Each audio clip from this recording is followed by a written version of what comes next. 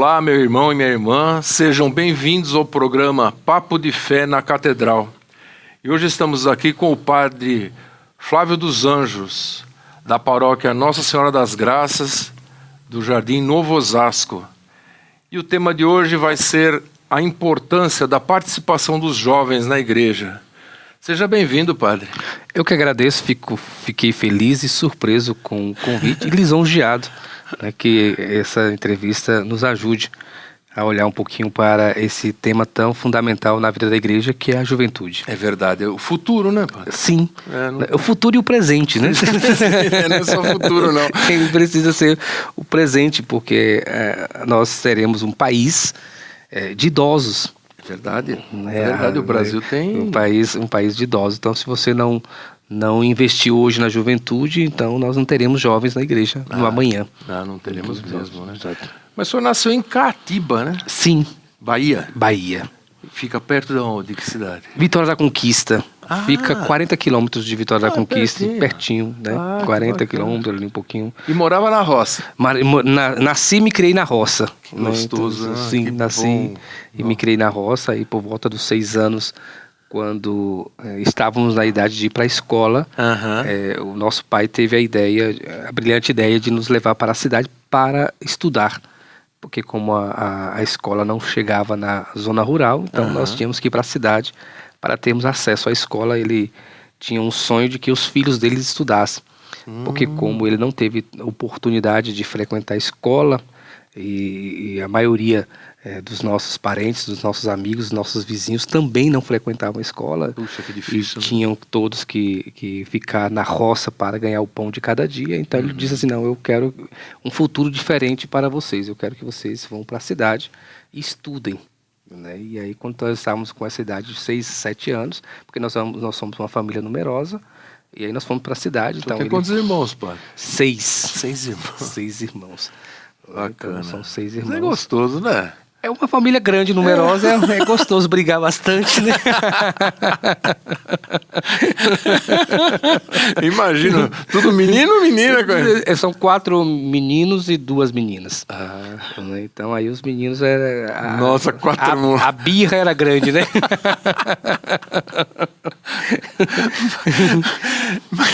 E aí o senhor, com 15 anos, que foi? Começou a participar da igreja? Sim, eu nunca tive assim, esse interesse pela vida religiosa.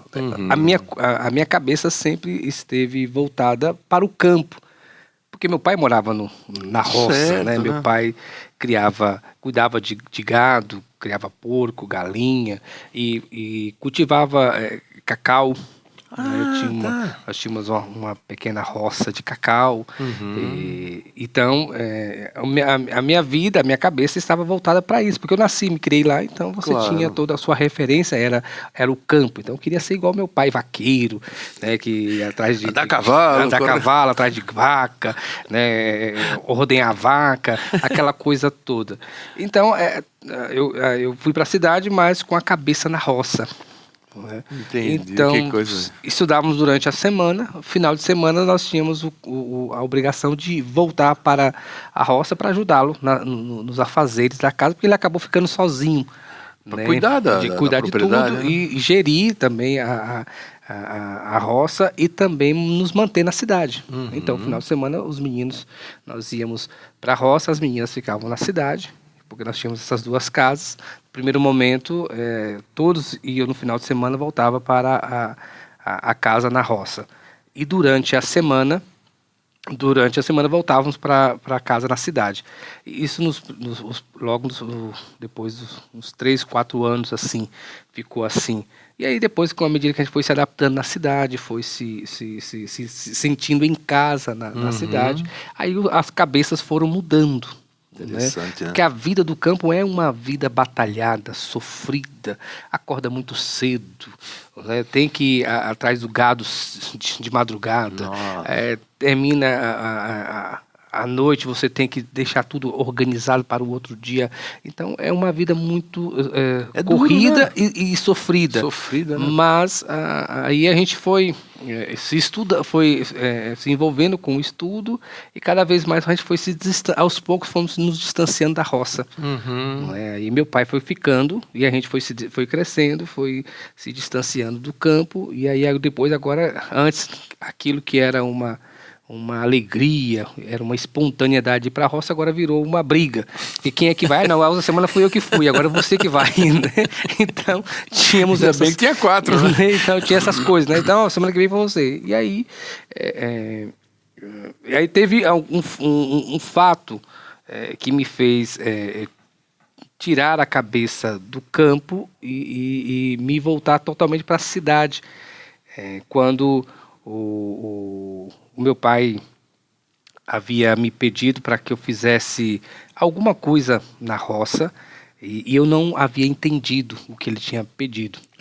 E quando ele voltou, quando você morava na roça, então toda a compra que precisava ser feita para casa ou para a manutenção do gado, dos porcos, ele tinha que ir numa cidade vizinha para comprar. Para comprar, e a gente ficava durante a manhã. E aí o transporte era só de manhã e à tarde. Então, de manhã você tinha que organizar tudo que precisava organizar. Ele ia para a cidade buscar a ração para o gado e para as demais criações. E você tinha que deixá-lo lá no ponto. Ele pegava o ônibus e ia para a cidade vizinha. E você voltava à tarde para buscá-lo. Então, você tinha que voltar à tarde com a tropa, né, com os animais, para carregar aquilo que ele trouxe da cidade. E aí você montava a carga nos animais e levava para casa. E então você tinha que andar ali uma hora, 2 horas de animais montada até você chegar ao ponto de ônibus. Depois você desembarcava a matéria-prima, colocava nos animais e levava de volta para casa. E um certo dia ele me pediu que o ônibus estava chegando, e ele gritou: olha, você vai em casa, faça o que precisa fazer e volte aqui para me buscar à tarde. E eu, com o barulho do cavalo, do ônibus chegando, e eu disse: é para ficar aqui? Ele disse: sim. Eu havia entendido o contrário do que ele tinha me pedido, né? Tá. Então, passei o dia todo lá esperando ele, né, ali na fazenda vizinha, tudo eram fazendas em torno. Então, você ia para a fazenda, eu ficava ali com os amigos, aguardando ele. Quando ele chegou, ele perguntou: você foi em casa? Separou? Fez isso? Deu a comida colocou comida para os porcos, separou o gado, separou os bezerros das vacas, porque a mãe tem que tirar o leite. E eu disse: não, você não falou que era para mim ficar aqui? Ele disse: não, eu disse para você ir para casa. Nossa, aí ele... o sistema rural é um sistema diferente do sistema de hoje. Sistema bruto, né? Muito bruto, né? Então aí ele começou a falar muito alto e dizendo que você foi muito irresponsável. Como é que agora a gente vai ter o leite amanhã para vender? Os porcos podem estar com fome, as galinhas, se estiver morrido. E eu disse: e agora? E esse homem foi falando, e eu no cavalo, e ele atrás de mim com o outro, e gritava, e falava, deu uma boa coça, né? Aí no outro dia cedo eu acordei, mais cedo do que ele, deixei tudo organizado, e aí eu peguei e falei: eu vou para casa. Peguei, não falei nada para ele, porque a gente costumava preparar tudo, deixar tudo organizado, o curral, o gado, tudo direitinho lá, como ele gostava que estivesse, né, o gado tudo no curral, os bezerros, tudo. Deixei tudo preparado e deixei o café preparado e se mandei. Fui na frente dele pegar o ônibus para ir para a cidade, para ir para a escola, que era uma segunda-feira. Tinha que ir porque geralmente ele me levava até o ponto. Eu disse: não, ele não vai precisar me levar hoje, não. Eu vou sozinho. Essa companhia se tornou ingrata. E aí eu fui para o ponto de ônibus, peguei o ônibus, fui para casa. E chegando em casa, a primeira coisa que a gente fazia, chegava em casa por volta de 7 e pouquinho, 7h15, porque depois você tinha que ir para a escola às 8 horas. Aí você corria, tomar banho, para ir para a cidade. Cheguei, aí minha mãe disse, vai logo pro banheiro tomar banho, você está quase atrasado para ir para a escola. Eu disse, não vou não. Ela disse, o que aconteceu? Vai para tomar banho. Depois ela foi ver o que tinha acontecido. Ela soube da Aí história. ela soube que ele tinha me dado uma sova, e aí eu fui contar a história para que ela entendesse, e ela ficou indignada com ele. Nunca mais você vai para aquele lugar, você vai para lá para apanhar, você virou vaca dele, virou boi dele. Não é possível uma coisa dessa. Eu sei com um pé de guerra em casa. E aí, a partir desse evento, eu não quis mais querer ir para a roça. Você tinha quantos anos nessa época? Eu acho que eu deveria ter uns 10 anos, por aí. Nossa, bem pequeno ainda. É, bem pequeno. E aí Mas já tinha que lidar, né, com as coisas. Com tudo. Você tinha que lidar com tudo, as coisas. Na cidade, naquela época, as coisas começavam cedo pra gente, né? Muito cedo. E aí eu comecei a ficar mais pra cidade.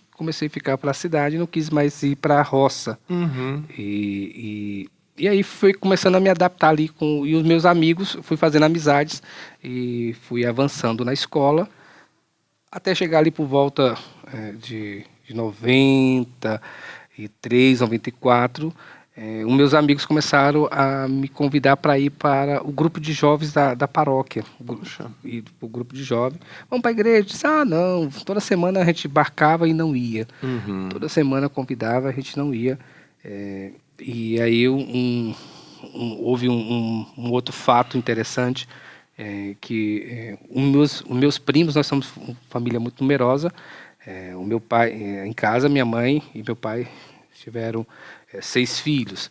Os meus tios tinham também 5, 6 filhos, então nós éramos uma família muito numerosa. E alguns primos meus tinham vindo aqui para São Paulo para ganhar vida, porque a vida do campo estava muito sofrida. Uhum. E estavam passando pelo êxodo rural.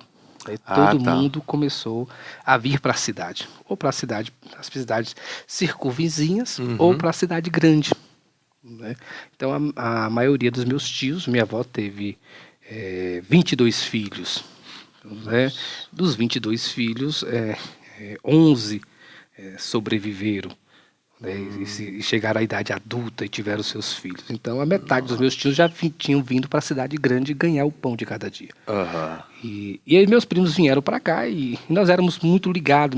Meu avô gostava de trabalhar essa questão da família toda reunida. Então, na verdade, que todas as filhas dele foram casando, ele foi construindo um quintal da casa dele, uma casa. Então toda a família era um vilarejo só de irmãos, parentes, era um clã. Virou um clã, né? Então toda a casa do meu avô tinha todas as casas das suas filhas, dos seus genros, porque ele gostava de que todos estivessem ali em torno da casa dele. A exceção foi o meu pai e minha mãe, que meu pai era um pouquinho fora desse clã. Ele veio de um outro grupo, de uma outra região, e aí ele quis ficar um pouco fora disso. Tá. Ele não quis ficar na mesma. Ele disse para minha mãe que eles iriam se casar, mas ele não queria aquele mesmo sistema de vida que meu avô havia ditado para todo mundo. Né, que todas as filhas casassem iriam ficar no quintal. Ele disse, não, eu quero ter a minha vida independente. Eu quero ter o meu canto, nós temos o nosso canto, para evitar depois transtornos lá na frente com brigas de familiares, questão de herança, essas coisas todas. A família toda reunida não é muito fácil. Não é muito fácil, era muito complicado. Então aí nós ficamos, a nossa casa foi a casa que ficou mais distante de todos eles. E isso para o meu avô, para os meus avós, era como se fosse uma afronta. Né? E aí mais ainda porque os nossos tios não tinham muito esta ideia de colocar os filhos na escola.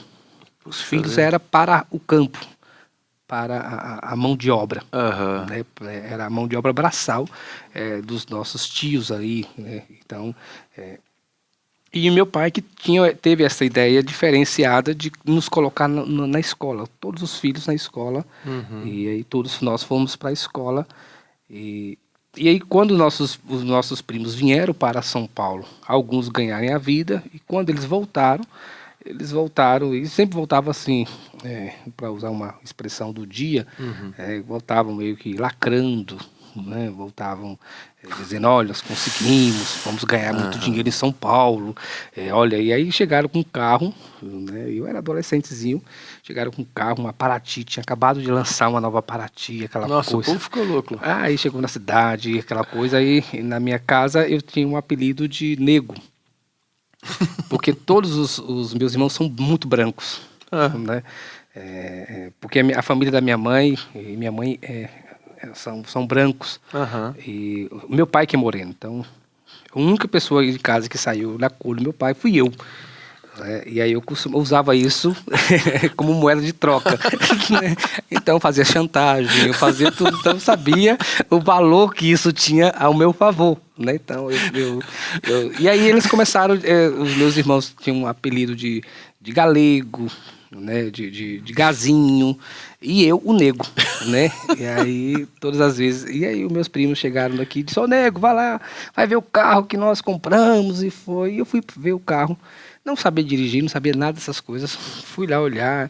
E quando eu entrei no carro, meus amigos começaram, liga. E eu disse, como é que liga isso? E eu com o pé no acelerador, nem sabia o que era acelerador. E ele tinha deixado o carro engatado. Ai, rapaz, quando eu virei essa chave, esse carro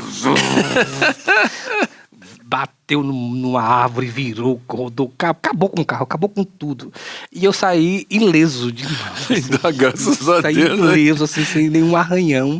Mas também, quando eu olhei pro carro que vi, parou a cidade, foi um acontecimento, assim, a cidade toda foi em frente da minha casa ver essa situação de acidente, e foi o comentário, e aí eu entrei no banheiro da minha casa, me tranquei, e aí agora a preocupação, será que ele vai fazer alguma coisa contra ele? E eu lá escondido, assim, meu pai vai me acabar, meu Deus, a minha preocupação era o meu pai. Disse, você já tinha acabado porque não tinha tratado dos animais? Eu disse, agora pronto, com esse prejuízo, o meu couro vai estar na feira amanhã. Aí fiquei lá escondido, e aí o pessoal na cidade todo queria saber o que tinha acontecido, como tinha sido aquela coisa. Aí começaram a me zoar, me chamar de Ayrton Senna. Na época o Senna estava no auge, né? O Senna tinha o Senna tinha ganhado o GP de 94, se eu não me engano.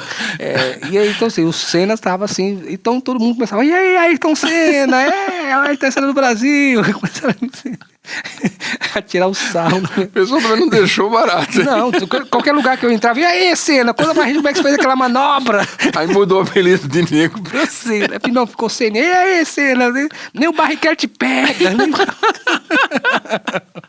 Aí que história boa essa. Ficaram aquela... Não, aí meus primos, pra não tramar, né, não gerar mais traumas, né, não deixar mais traumatizado, me levaram para uma outra cidade, porque as cidades são todas próximas ali, né, todos ali do sudoeste da Bahia. Então, Vitória da Conquista, da minha cidade, da onde eu nasci, que é a roça, 73 quilômetros, as cidades, Barra do Choça, 20 e poucos quilômetros, 40 e poucos quilômetros, então tudo muito próximo ali. Então me levaram para uma outra cidade, para abafar um pouquinho a situação, meu pai se acalmar mais, né? Porque aí não era somente o carro que seria destruído, né?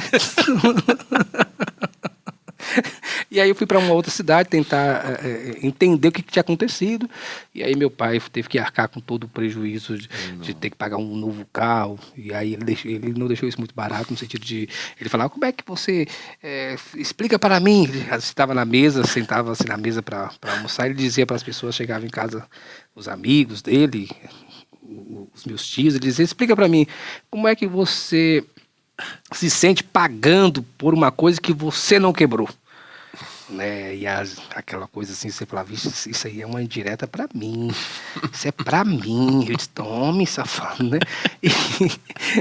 E aí, por conta desse fato, os meus amigos disseram, vamos pra igreja, vamos ter um grupo de oração, vamos para lá tem um grupo de crisma, né? Tem um grupo de crisma, vamos para lá. E aí, depois de ter, por muito tempo, não ter pensado e não ter esta vida, minha mãe me matriculou na catequese, mas eu ia um dia na catequese, faltava 3, 4. Né? Tá. Ia para a roça. Então, nunca firmei na catequese. E aí, até depois desse fato, desse acidente, depois de ali que você começar a entender que as coisas tinham consequências, né? Tanto consequências boas quanto consequências ruins. Aí eu fui para o grupo de crisma. E aí eu ingressei no grupo de Crisma, e aí a partir daí eu entrei de cabeça na igreja. E nesse período a igreja estava vivendo um boom, poderíamos assim dizer, porque nós estávamos à véspera do jubileu dos 2000 anos. Dos 2000 anos. Então o Papa João Paulo II havia convocado em 94, 95, já havia convocado toda a igreja para a preparação do novo milênio. Né? E aí foi 3 anos seguidos, né, que ele fez que todas as paróquias e todas as dioceses precisariam fazer, portanto, um estudo aprofundado dos evangelhos. Então, cada ano foi dedicado a um evangelista, e aquilo foi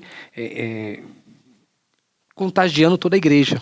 E, por fim, contagiando toda a juventude. Então, a igreja abraçou essa preparação para o novo milênio com muito ardor. E isso fez com que eu fosse entrando ali na vida da comunidade. Fui para o Crisma, né? Depois do Crisma eu fui para a catequese, depois eu fui para o grupo de jovens, eu fui para... aí eu fui... E nas cidades pequenas, você acaba fazendo de tudo um pouco. E aí eu me tornei ali... Foi crescendo. Fui me tornando ali alguém envolvido com todas as pastorais, com todos os movimentos. Mas o movimento que mais eu me envolvi foi com o movimento missionário. Né? Então nós tínhamos um grupo de missões, porque a paróquia ficava...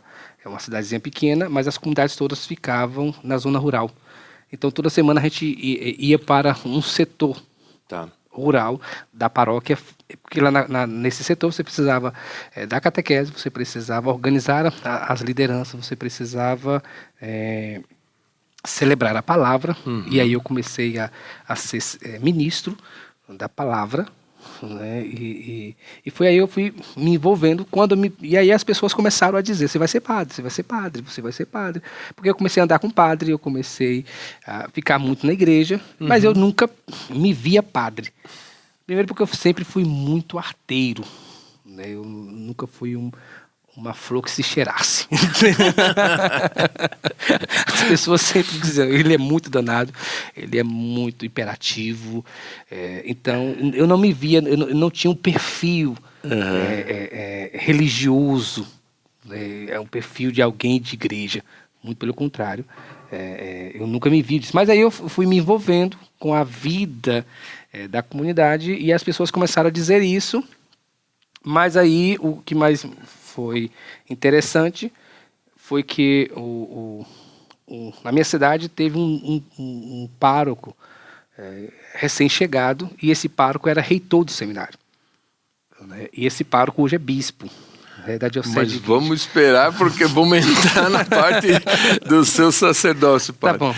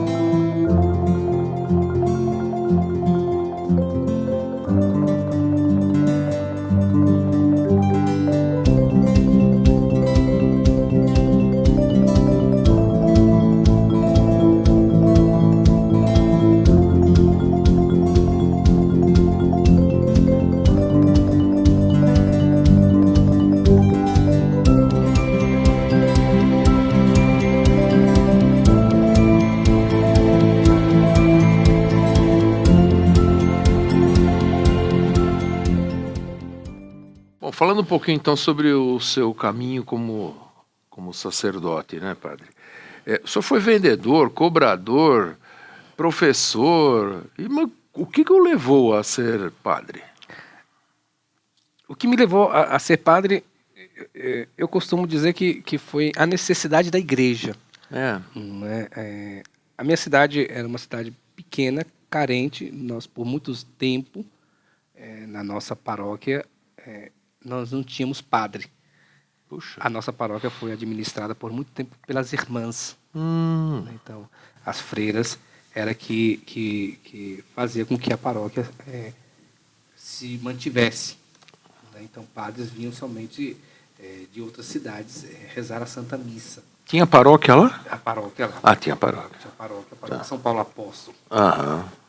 E aí, mas as irmãs que tinham recebido a missão do bispo de evangelizar ali a paróquia, de administrar, porque não tínhamos padres suficientes. Uma diocese que tinha poucos padres para atender todas as demandas. Geralmente um padre tinha 2 ou 3 paróquias. Certo. Né?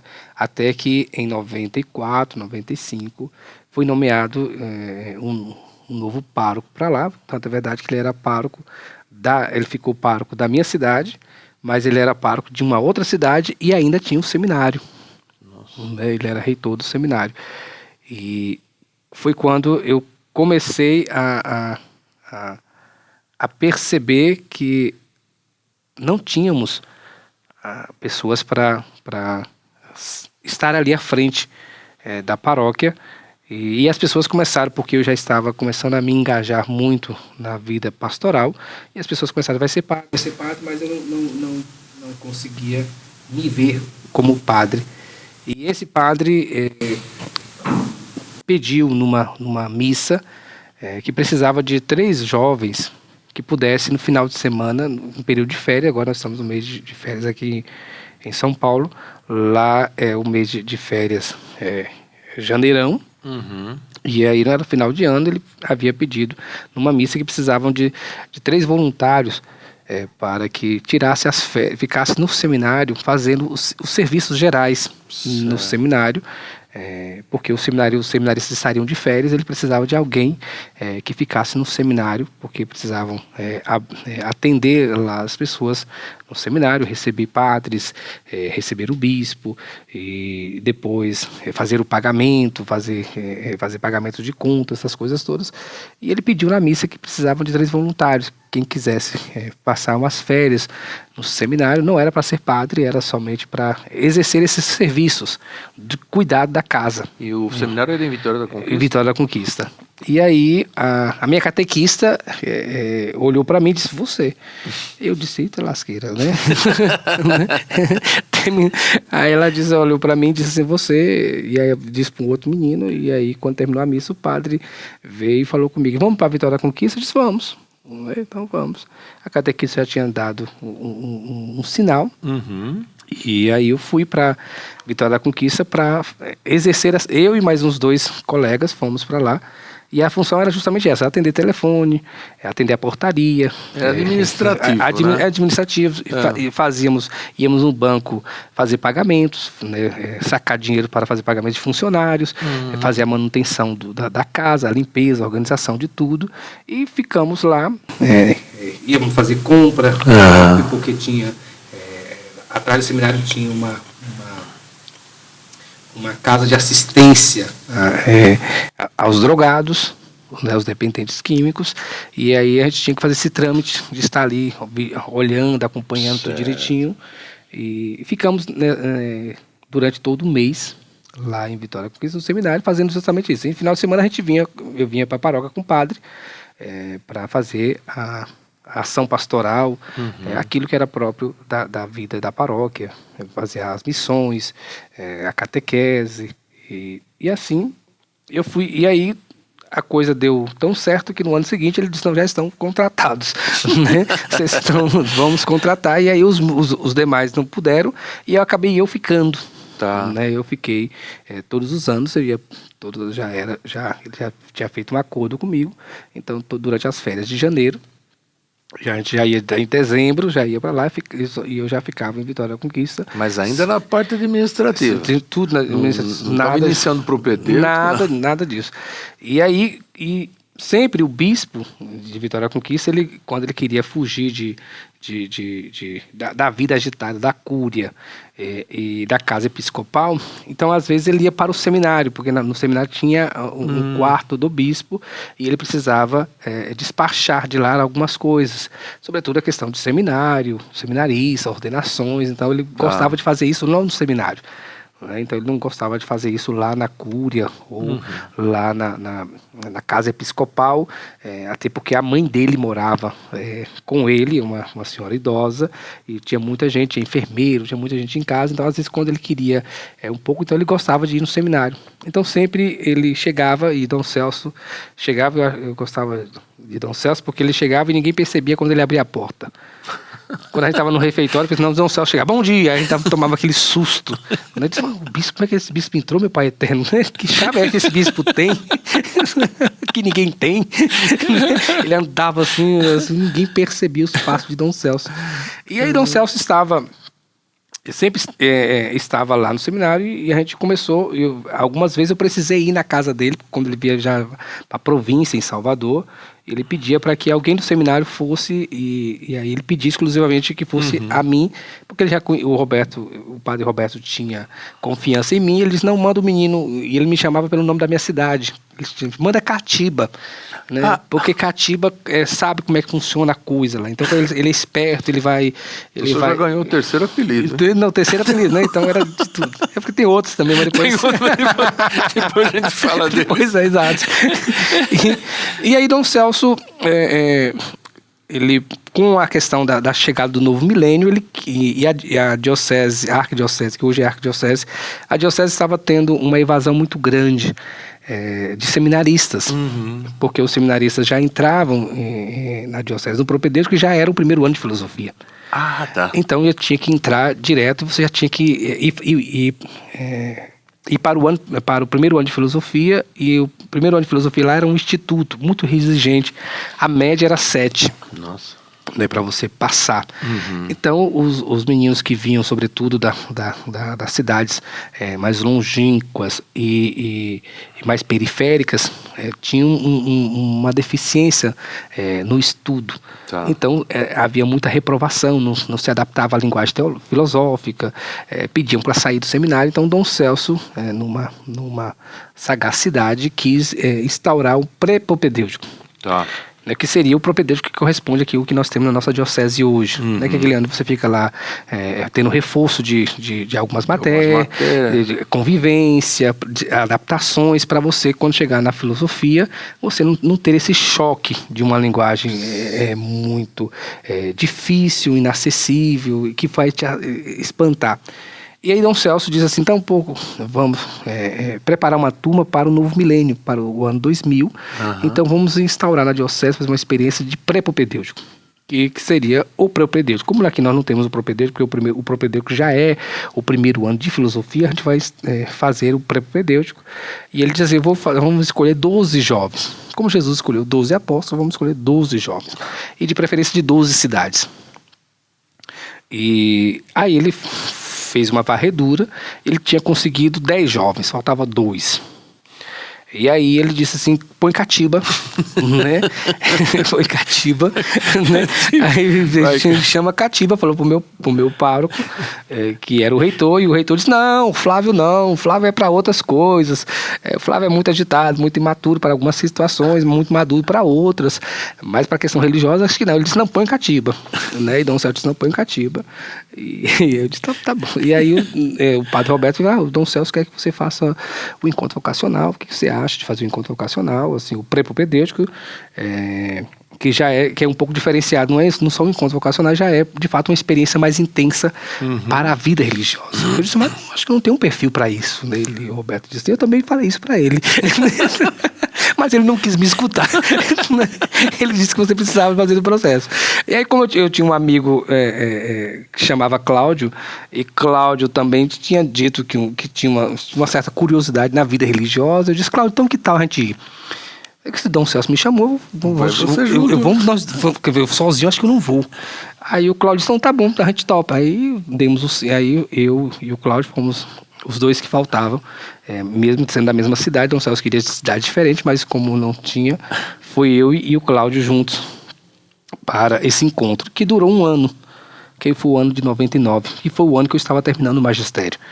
Foi meu último ano de magistério, e aí, quando chegou no final do encontro, Dom Celso sentou com cada um particularmente e fez uma entrevista de tomada de decisão. Entra ou não entra no propedêutico. E eu peguei e conversei com o padre Roberto e eu e ele chegamos à conclusão que não era a hora de eu entrar, ainda que eu não tinha visto nada de diferente. Nos encontros, tinha passado pelo encontro tranquilamente, tinha feito todas as tarefas que tinham sido me pedidas, tinha entregado tudo o que tinham me pedido. E aí eu disse, não, de fato, eu acho que não vale a pena. Mas eu já estava na cabeça dizendo, uma vez que eu vou dizer não, também eu não vou querer depois voltar para fazer o encontro de novo, porque eu já fiz uma vez, então não há necessidade de voltar para repetir esse pré-propedêutico, né? Então eu conversei com o padre Roberto e Dom Celso me chamou para a entrevista. Aí quando eu entrei na entrevista, Dom Celso disse para mim, e aí, como é que foi o encontro? Tranquilo, Dom Celso. Foi tranquilo, foi muito bom a experiência. Essa convivência de um ano aqui valeu muito, achei muito interessante, trouxe algumas perspectivas que eu não imaginava, abriu algumas janelas, algumas possibilidades, ótimo. E o que o senhor pensa de entrar no seminário, definitivamente? E eu disse, Dom Celso, eu conversando com o meu pároco, a gente acha que, eu penso como ele, até porque ele era a minha referência, porque ele que me trouxe para a vida de igreja, ele que me ensinou tudo que eu sei de igreja. E aí ele disse, eu acho que não é a hora de eu entrar. Aí ele disse assim para mim, deixa a opinião do seu padre de lado, não esquece o seu padre, esquece sua paróquia, e eu vou refazer a pergunta. Se tivesse que entrar hoje no seminário, o que te impede? Eu disse, nada. Ele disse, portanto, por que você não entra? Aí ele diz assim, vou te dizer uma coisa. E aí eu acho aqui que estava o anzol de Dom Celso. Ele disse assim, se você entrar, você ganha. Se você não ficar, você ganha. Então assim, entrando, ficando ou não ficando, você ganha. Porque o que você vai receber, ninguém vai te tirar. Se você ficar, você ganha e a igreja ganha. Se você não ficar, você ganha. A igreja pode ser que perca, mas você vai ganhar. Interessante, né? Não tem perda para você. Eu disse, se é assim, não sei, eu entro. se a coisa tá tão simples assim, então eu entro, né? E aí eu entrei ali, então eu entrei com um não e saí com um sim. E quando eu saí, e aí com o meu pároco, e aí o ano que vem, eu disse, não, Dom Celso disse que eu vou entrar agora. Aí meu pároco ficou branco, disse, não tinha combinado? Eu disse, pois é, nessa questão, essas questões vocacionais, eu acho que não tem combinado. Aí eu acabei portanto, entrando no propedêutico, lá em Vitória da Conquista, em pleno 2000. Né? Tá. No jubileu dos 2000 anos. Então nós fomos a primeira turma do novo milênio no seminário. E concluiu lá o seminário? Não, eu comecei lá, aí com 6 meses depois eu precisei sair. Certo. Eu precisei pedir licença do seminário, porque a minha mãe estava em 94, 95, ela tinha descoberto um câncer no útero. E ela fazia tratamento aqui em São Paulo. Ah, tá. Ela tinha feito o processo de radioterapia. Na época o médico não indicou a cirurgia de retirar do útero, porque ele disse, como ela teve um processo muito longo de hemorragias, então nada garantia que ela pudesse sair da cirurgia viva. Nossa. Que era mais 100% de chance dela de ter um resultado positivo se ela fizesse o tratamento, ao invés de fazer uma cirurgia tão evasiva. E aí ele optou pelo tratamento, então ela fez o processo de quimioterapia e como o médico tinha dito, foi um sucesso. Ela ficou, houve a remissão né, do câncer. Então de 94 a 2000, então ela fazia esse processo de tratamento aqui. A cada 6 meses ela vinha aqui para São Paulo para fazer o tratamento. Em 2000 ela veio para fazer a última revisão. Não a última revisão, ela veio para fazer a revisão como de costume, embora já em 99 ela tinha apresentado uma certa alteração no quadro dela, Ela começou quando ela veio fazer o tratamento, e nesse período todo que ela vinha fazer o tratamento aqui, eu a acompanhava. Porque ela ficava 15 dias, ela só fazia os exames de rotina, voltava para casa, dava tudo ok. No último exame deu uma certa alteração, ela voltou para casa sentindo muitas dores. E aí quando eu tomei a decisão de entrar no seminário, ela tinha dito que não seria melhor esperar um pouquinho, porque tinha tido aquela pequena alteração. Eu disse, não, mas se tudo deu certo, não vai ter nenhuma complicação. Então ela veio para São Paulo fazer a revisão em janeiro, e eu entrei no seminário. Tá. Eu entrei no seminário, e interessante que ela não voltou, porque ela ia voltar para me acompanhar para entrar no seminário, e eu acabei entrando no seminário e ela não voltou. Ela permaneceu aqui em São Paulo. Tá. E aí, quando 6 meses depois, aí meu tio nos ligou, dizendo, pare tudo que vocês estão fazendo e vocês precisam vir para São Paulo urgente. Né? Porque até então o médico não tinha aberto para a família que o câncer tinha voltado, e que o câncer havia se espalhado e não tinha mais o que fazer. Então ele segurou de janeiro a maio, junho. Aí quando não teve mais como ele contornar a situação, ele pediu para que convocasse a família toda. Então todos nós que estávamos lá no Nordeste tivemos que vir para cá, e viemos com o seguinte diagnóstico: vocês vêm com 15 dias, porque é o prazo que ela tem. Nossa. E vocês lidam um pouquinho com esse luto e voltam. Então eu fui lá falar com o bispo, pedi a dispensa do seminário para voltar, para vir para cá, e com 15 dias iria voltar. E não voltei até hoje. Né? Porque aí ela, chegando aqui, ela faleceu, ela não faleceu nos 15 dias previstos pela medicina, ela foi falecer 3 meses depois. Tá. E aí a família toda teve que se reorganizar, se readaptar aqui, na cidade grande, e aí acabei, portanto, pedindo um tempo do seminário maior do que eu havia pedido lá a Dom Celso. E aí eu fiquei aqui para acompanhar todo o processo da família, tivemos que lidar com o luto, aí fui fazer a experiência de trabalho no mercado lá no Nordeste. Já tinha feito trabalhos pequenos de vendedor, né? Já trabalhando na roça, depois trabalhamos um pouquinho na cidade, professor na cidade, eu fiquei substituto de uma professora. Então aqui eu tive que ir para um outro mercado, porque não conhecia ninguém, não sabia como é que funcionavam as coisas aqui, e nós precisávamos nos mantermos aqui, porque éramos 8 pessoas. Éramos 8 pessoas na casa de parente. Isso pesa, né? Uma pessoa pesa, imagine 8. Então, nós vamos ter que trabalhar, ter que de algum jeito ajudar aqui. Como é que tem a questão do luto, tem a questão do gasto com todo o processo de saúde. E aí, acabamos ficando por aqui e fomos nos adaptando aqui. E aí, depois de 2 anos, eu fiquei em 2000, que eu cheguei aqui na metade de 2000, fiquei... Em 2001, quando eu estava completando 1 ano que eu estava aqui, aí eu já estava trabalhando de cobrador numa empresa aqui de São Paulo, na aviação, atual aviação Osasco, que antes era aviação Himalaia. Quando estava completando 1 ano, eu pedi para sair, você não é meu campo, eu sou formado, eu acho que eu vou para tentar a questão da escola.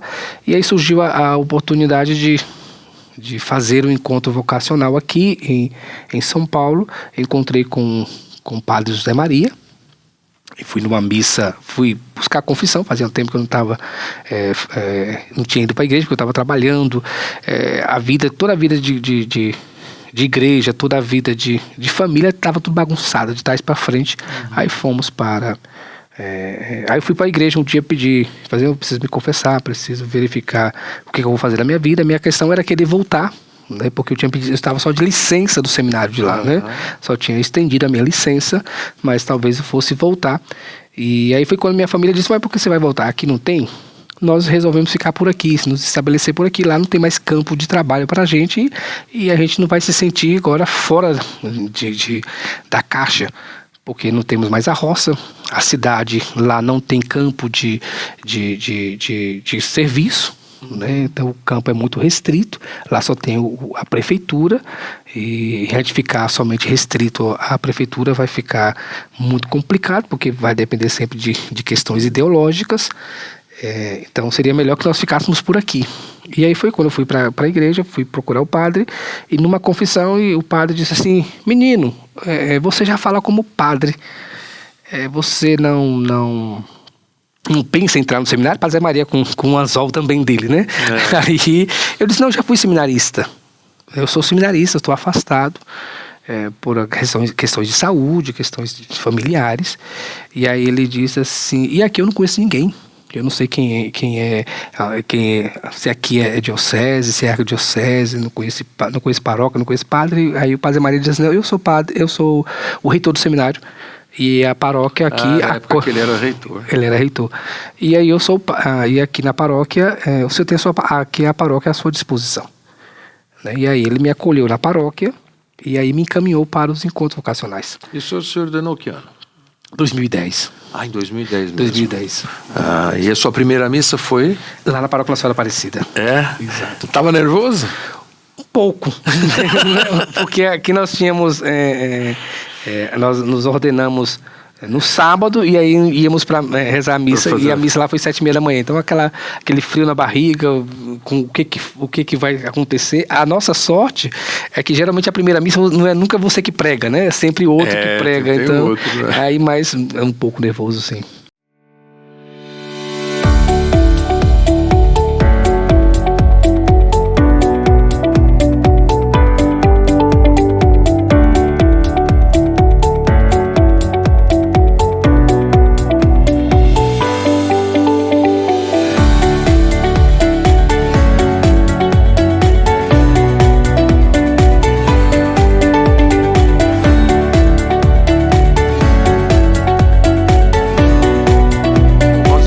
Às vésperas do JMJ, né, da Jornada Mundial da Juventude, e o nosso tema é bem propício, não é propício? Qual que é a importância da participação do jovem na igreja?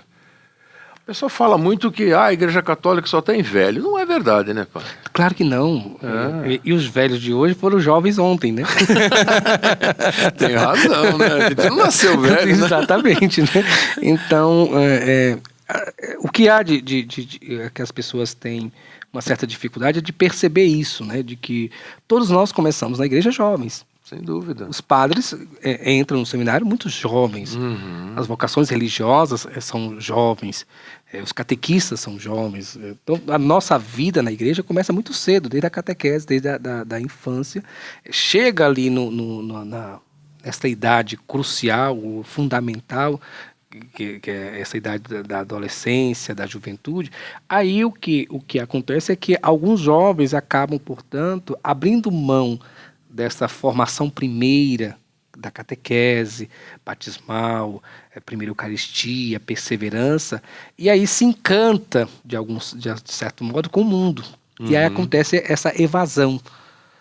Né? Mas eles não ficam muito tempo lá. Porque lá fora não tem muito o que oferecer. No primeiro momento, eles conseguem ser atraídos. O mundo os pesca. Uhum. Né? Porque eles têm um marketing muito forte. Eles conseguem captar os jovens, conseguem ir no ponto central da juventude, que é a questão da emoção, que é a questão da vaidade, é a questão de potencializar o ego. Nessa fase da adolescência, da juventude, a gente está com o ego inflamado, inflado, a gente se sente a pessoa mais importante do mundo, nós se sentimos a última Coca-Cola do deserto, ninguém pode contrariar, meu Deus, ninguém pode falar nada. Então, o que tem acontecido na igreja é exatamente isso, é que nós começamos muito cedo na igreja, quando chega nesta etapa crucial, né, de decisões, de porquês, de dúvidas, e de ir para o mundo acadêmico, para o mercado de trabalho, aí a gente acaba, portanto, perdendo os nossos jovens ou para o mercado, ou para as drogas, ou para o mundo. Uhum. Né? E aí a igreja tem essa dificuldade de como é que a gente pode reacolher, chamar de volta aqueles que sempre foram da igreja.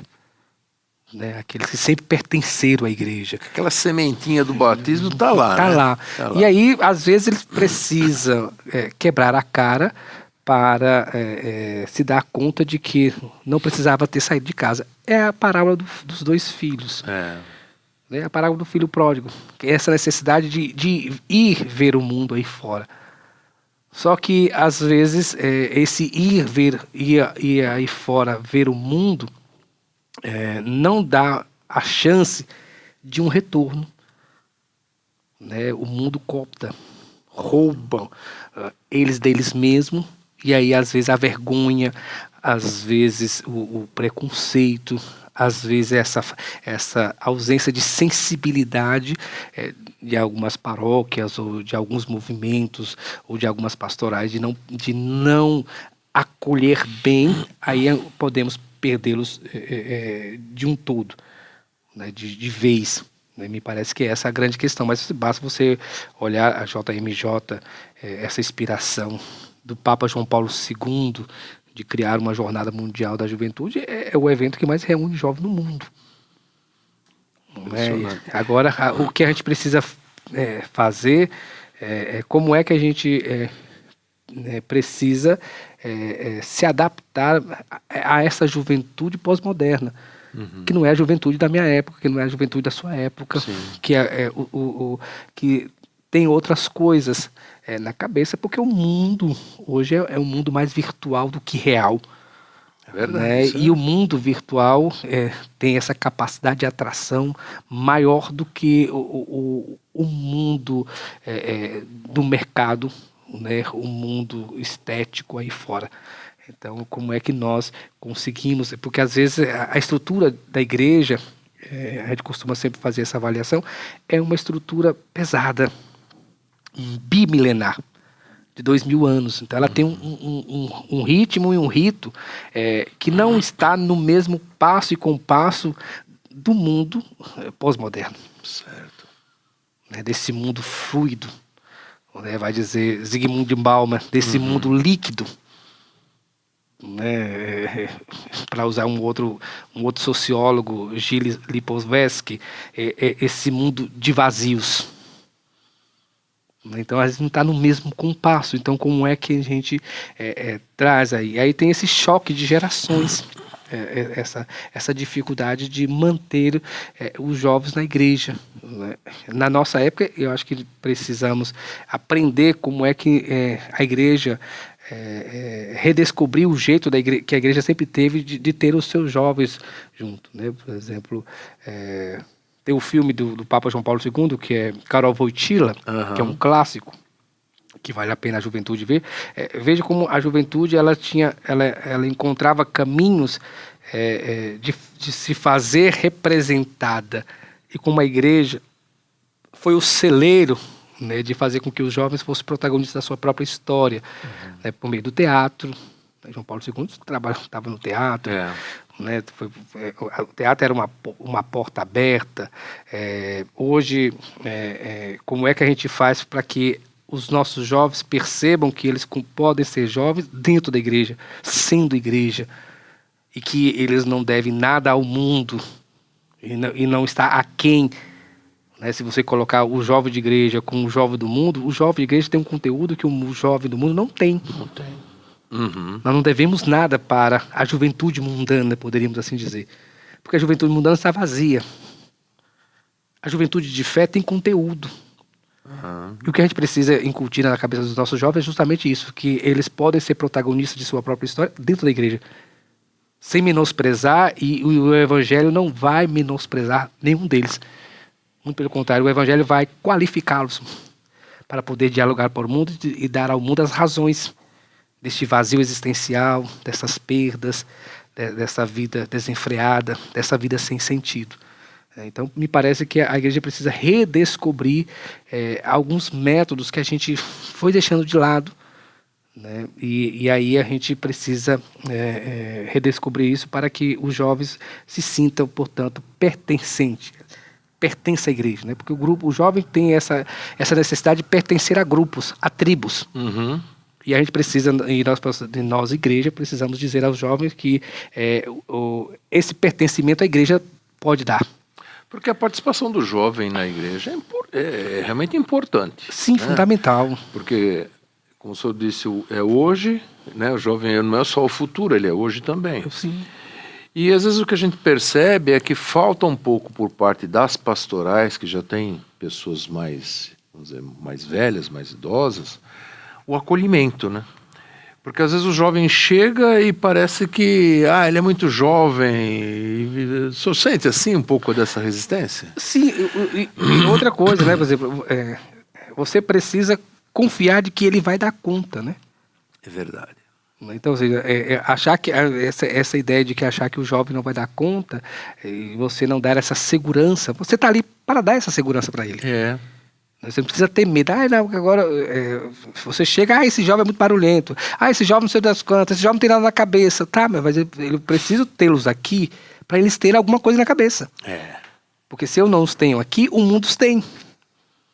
É verdade. Então, essa ideia de achar que o jovem é barulhento, que o jovem incomoda, que o jovem não sei o quê, essas são, na verdade, ideias de uma competição de espaço que não cabe dentro da igreja. Porque a igreja é o espaço de todos, né, de todas as pastorais, de todos os movimentos, de todas as associações. Né?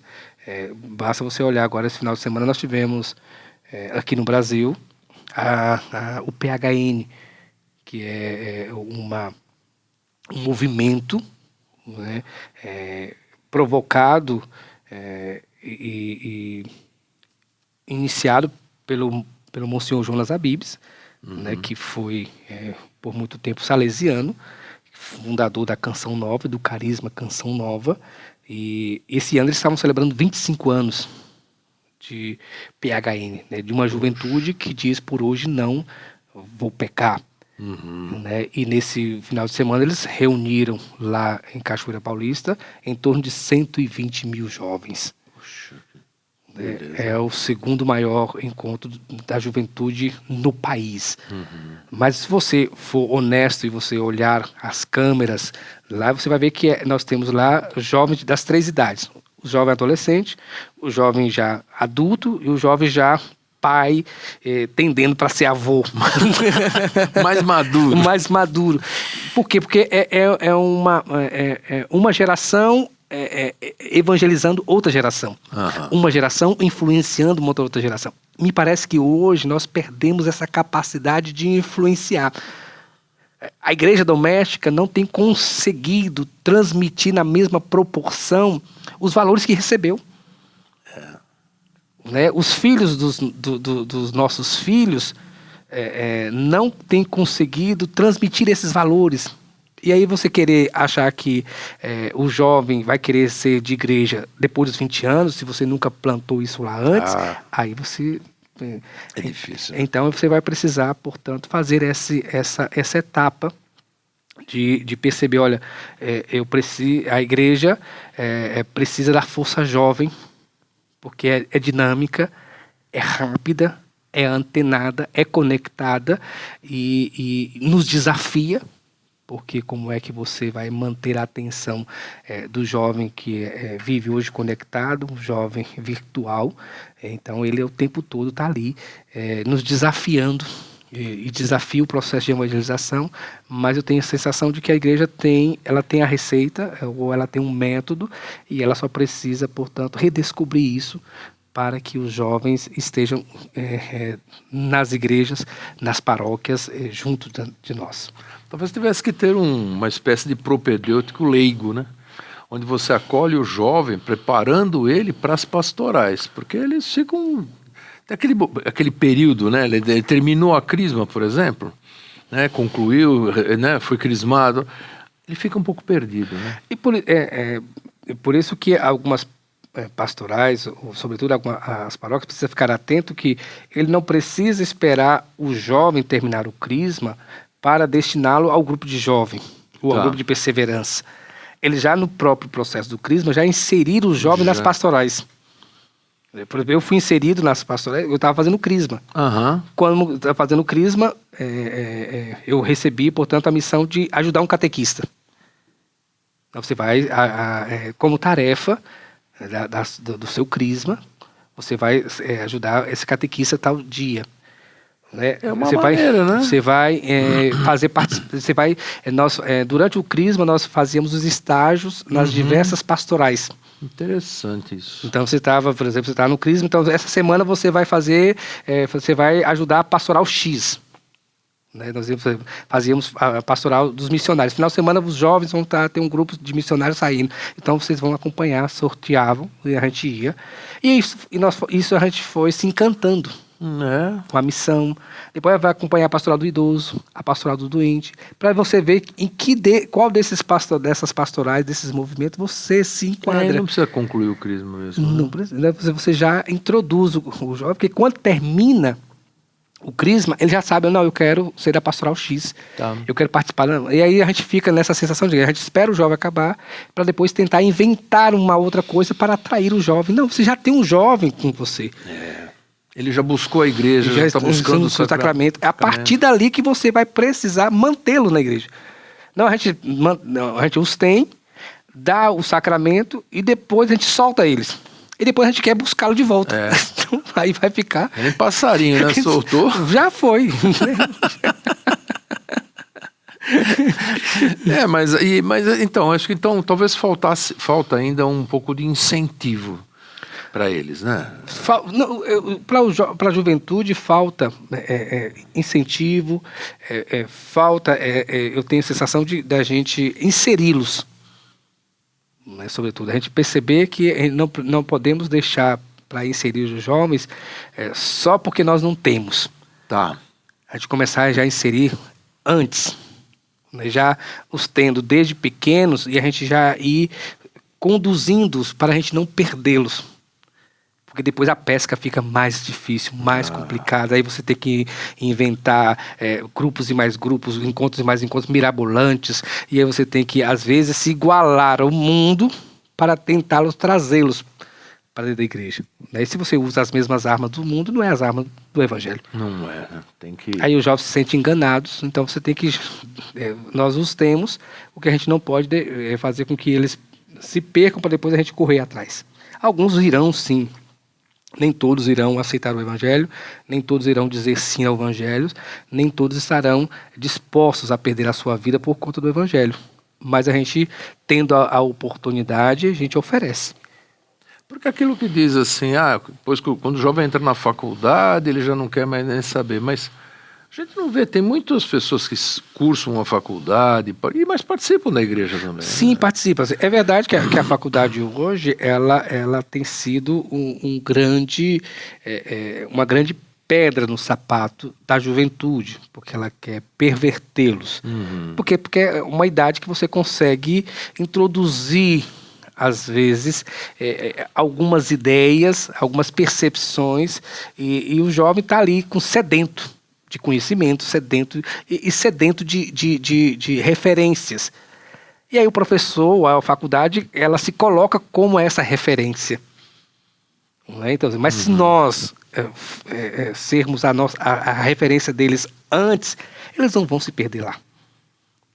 Eles vão dizer, professor, eu acho muito bonito o seu conceito, acho muito interessante a sua ideologia, mas não é a minha. A minha é o evangelho. Pronto. E você combater isso. Por quê? Porque nós temos dois grupos que o tempo todo é atacado insistentemente, 24 horas por dia. Família e jovens. Porque a família é a célula máter da sociedade, e a juventude porque é esse vigor. É essa força de transformação. De ir e fazer a coisa acontecer. Você dá grandes desafios para os jovens e eles vão retribuir esses desafios com um resultado exitoso. Mas às vezes a gente não tem medo de achar que os jovens não vão trazer resultado e a gente acaba não delegando ou não conferindo a eles esses grandes compromissos. O senhor acha que o jovem, a participação dele é positiva mesmo dentro da empresa? Quer dizer, o jovem ele tem o poder até de melhorar algumas situações. Você vê essa criatividade do jovem? Sim, porque, assim, por exemplo, o mundo hoje é um mundo marcado pela rede social poderíamos... Quem é que domina esse campo? A juventude, né? Os nossos jovens se formam muito cedo. Né? Você vê que muitas empresas pagam caríssimos para os jovens de TI formados, portanto. Então, todas essas empresas começam com jovens com essa genialidade. O que a gente precisa, portanto, perceber ao jovem é que ele precisa saber lidar com esses dois mundos, o mundo virtual e o mundo real. Né? O mundo virtual ele tem uma capacidade de atração e de evolução absurda, mas o mundo real, os passos são um pouco diferentes e os traumas e os danos que o mundo virtual causa nos jovens, eles não são virtuais, são reais. E por isso que o jovem precisa de uma estrutura, de uma base, de uma segurança. E base, estrutura e segurança chama-se igreja. Chama-se família. Se a gente não estiver por trás disso, aí por isso que acabam, portanto, indo para buscar outros subterfúgios, né, outros substitutivos, para usar ali uma linguagem freudiana. Mas olha, padre, se a gente for falar aqui sobre os jovens, tem muita coisa. Nossa, a gente passa aqui a vida toda falando. O dia todo, mas infelizmente temos nosso tempo, né, de programa. Mas eu quero fazer então um convite aos jovens, né? Depois o padre também pode falar, convidá-los também, mas desejar eu convido a todos os jovens, participem da igreja, né? Participem das pastorais. A crisma não é um diploma que a gente recebe, né, padre? Receber o diploma de crisma não é assim, né? Ele é o início de uma continuidade. Então, participem.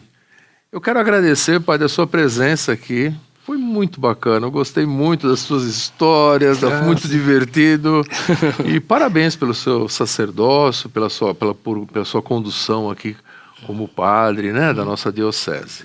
Eu que agradeço, fico lisonjeado com o convite. Lembre-se, nós estamos aí à véspera da JMJ. A nossa diocese está promovendo um evento para que todos possam se sentir pertencente à JMJ. Nós estamos fazendo Lisboa é aqui. Você faça a sua inscrição, é só procurar aí na rede social da nossa diocese o link e você vai encontrar como é que eu faço para participar da JMJ nesse ano com o Papa Francisco. Aqui na própria diocese você tem um canal, você tem um lugar específico que você possa participar. Então a igreja está aí. Procure a sua paróquia, procure um lugar onde vai, padre, eu sou jovem, quero ser de igreja. E o padre que se vire nos 30 para colocar você lá, porque você é importante para a igreja, você é uma pedra fundamental nesse alicerce chamado igreja. Eu pedi então que o senhor faça uma bênção para todos, né, pelas redes sociais. E mais uma vez, obrigado. A nossa proteção está no nome do Senhor, que fez o céu e a terra. Bendito seja o nome do Senhor, agora e para sempre. Pai de bondade, abençoai a nossa juventude, abençoai a todos aqueles que nos acompanharam e nos acompanham pelas redes sociais, para que tenham suas vidas alcançadas pela graça. Em nome do Pai, do Filho e do Espírito Santo. Amém. Padre, eu obrigado. Nossa, eu muito grato pelo senhor estar aqui. Imagina. Obrigado.